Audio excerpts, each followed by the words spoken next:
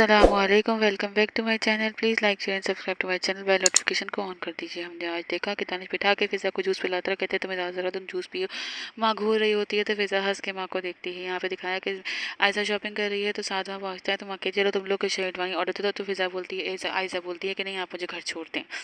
आयशा घर आती है तो बहनें खुश हो रही थी शॉपिंग किया कि इतने फ़िज़ा की सास की बुराई करती हैं कि देखा है उनका किस तरह की हैं वो। यहाँ पे दानिश थैंक यू करता है फ़िज़ा का कि मुझे वो कॉन्ट्रैक्ट मिल गया है। तो मासी आके बताती है कि आपके घर वाले हैं। फ़िज़ा जा रही होती है तो दानिश थैंक यू करता है, मोबाइल उठा देता है, ये लेके जाओ। फ़िज़ा का बाप परेशान था तो कहता है किसने बताया ही नहीं। तो उसमें नगमा बोलती है कि हमें तो पता नहीं था तुम लोग का एक्सीडेंट हो गया, हमें तो लगा शायद तुम लोग आयशा की शादी में भी नहीं आओगे। ये बात सुन के एकदम दानिश अपना सर झुका लेता है और फ़िज़ा का बाप परेशान हो जाता है। फ़िज़ा का बाप बोलता है अभी रिश्ता हमने अभी बरका के रास्ते में जाते हैं। बाप बोलता है मुझे लगता है नगमा कभी कभी तुम ये सब बातें जानबूझ के करती हो। साथ की माँ परेशान हो रही है कि आयशा इतनी चेंज क्यों हो गई है। यहाँ पे दिखाया कि सब बहनें खेल रही होती हैं, हंसी मजाक कर रही होती है। तो आयशा आके बोलती है क्या हुआ फ़िज़ा को। तो कहती है कुछ नहीं, मैंने अब्बू को कहा था कुछ नहीं हुआ है, फ़ोन कर, लेकिन उन्होंने नहीं सुनी। फ़िज़ा जाती है दानिश से बात करने। दानिश बोलता है फ़िज़ा मुझे इस वक्त कोई बात नहीं करनी है, तुम जाओ अंदर जाके बैठो।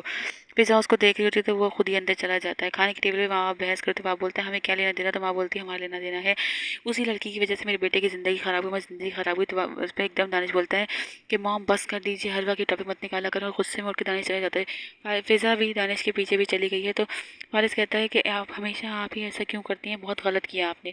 माँ परेशान होकर बैठी है, दानिश से बात करने जाती है फ़िज़ा। तो दानिश बोलता है फ़िज़ा तुम एक काम करो, कुछ दिनों के लिए सामान पैक करो अपने घर से, चाहिए तुम्हारे लिए भी, हम सबके लिए भी अच्छा है।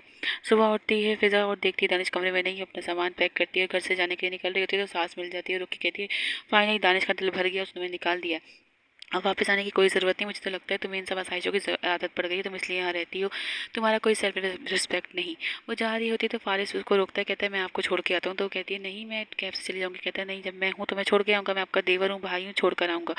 माँ ये देख कर भी गुस्सा कर रही है कि फारिस क्यों जा रहा है छोड़ करने उसके लिए के। दानिश ऑफिस जाता है तो उसे एहसास होता है कि उसने फ़िज़ा को रात को इस तरह बोल के गलत किया। कहते हैं मैं उसे कॉल करता हूँ तो इतनी देर में मीटिंग आ जाती है। यहाँ पे दिखाया है कि फ़िज़ा पहुँची तो पप्पो बोलती हैं कि खैरियत से। तो बोलती है हाँ उन्होंने भेजा शॉपिंग वॉपिंग करते। कहती है ठीक है, तो इन लोगों सबको लेके जाओ शॉपिंग, मैं नहीं जाऊँगी। इतने में फारिस आता है, कहता है ठीक है आप सब तैयार हो जाए, मैं आप सबको लेके चलता हूँ, मैं आप सबको ड्रॉप कर दूँगा, आप सब शॉपिंग कर लीजिएगा। को हानिया से बातें कर रहा होता है जो कि पुप्पी नोट करती है। वो पुप्पी को बोलता है आप नहीं चलेंगे। तो कहती नहीं शुक्रिया आपका बाप, आप इन लोगों को लेके जाएँ, बहुत बहुत एहसान है आपका। साथ का बाप और दानिश बातें कर रहे हैं तो वो साथ का बाप बोलता है तुम्हारा कॉन्ट्रैक्ट बहुत अच्छा। तो कहती मेरी बीवी ने बनाया। तो कहता है तुम्हारी बीवी बहुत अच्छी है, तुम बहुत लकी इंसान हो, तुम्हें इतनी अच्छी बीवी मिली है। शादी की तकरीबें शुरू हो गई हैं, मांगे बिठा रहे हैं आयशा को और सब घर वाले बहुत ज़्यादा खुश हैं। सारी बहनें नाच गाना कर रही हैं।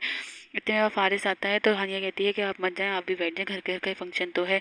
सब बहनें नाच रही होती हैं, तभी पप्पो इशारा करती हैं कि जाओ तुम अपने अब्बा को भी लेकर आओ। फारिस बड़े गौर से हानिया को नाचते हुए देख रहा है। हानिया को देखकर खुश हो रहा है कि हाँ उसको शायद हानिया अच्छी लगती है। बाप को और मामू को लेकर आती है हानिया और ना वो लोग सब नाच रहे हैं, सब खुश हो रहे हैं, उनके घर में खुशी का माहौल बन गया है।